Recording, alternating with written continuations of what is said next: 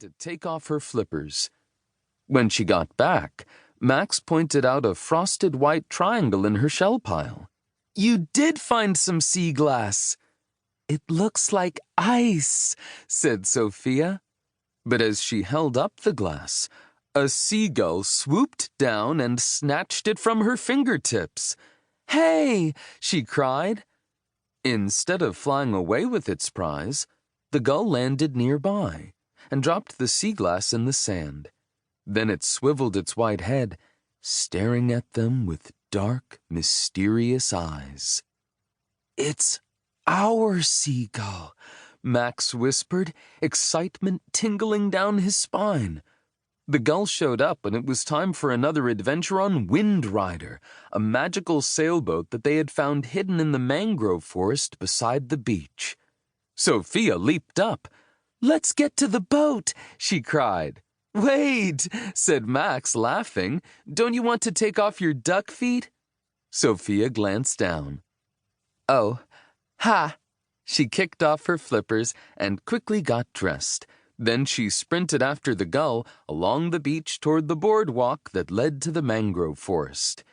As she stepped into the cool, damp forest, shadows crisscrossed her path. She pushed through tangled leaves and branches until she reached the clearing where she knew Wind Rider lay waiting. The old sailboat rested like a beached whale, half in the water and half out. Its weathered boards had faded to gray, and its tattered sail waved gently, as if greeting Sofia.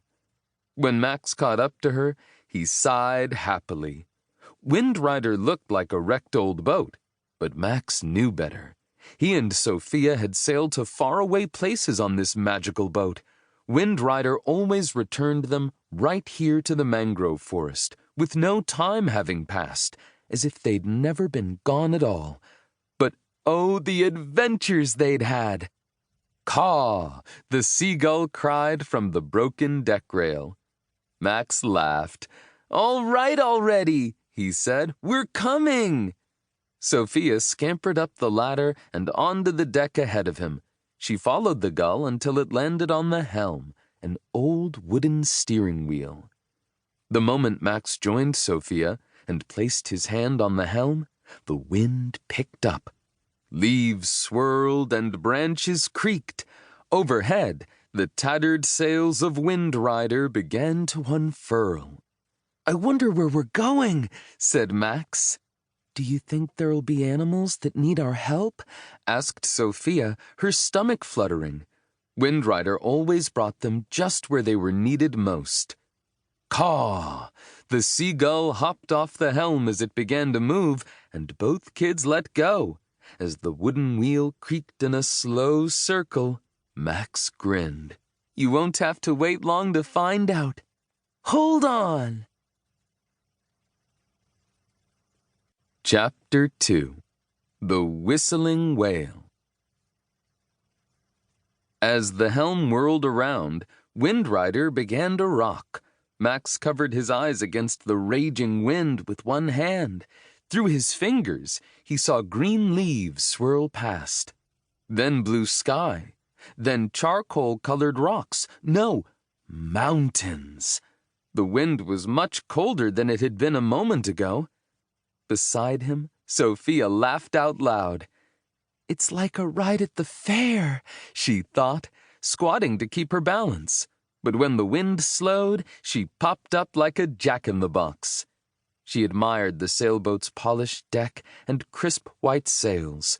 Wind Rider looked brand new. The wooden helm gleamed, and the seagull that had perched there was gone. He'll be back, Sofia knew. As the wheel spun to the left, her eyes flitted toward the coast. Cliffs rose through the mist toward the gray sky above. "Look at those rocks!" she cried. Max followed her gaze. The charcoal rocks looked like tall, skinny blocks perched on a dark sea. "Is that black water?" he asked. Sofia pushed her bangs aside. "Black sand, I think," she said. "I saw some when my family went to St. Lucia in the Caribbean. The sand was made of the lava from volcanoes." She shivered.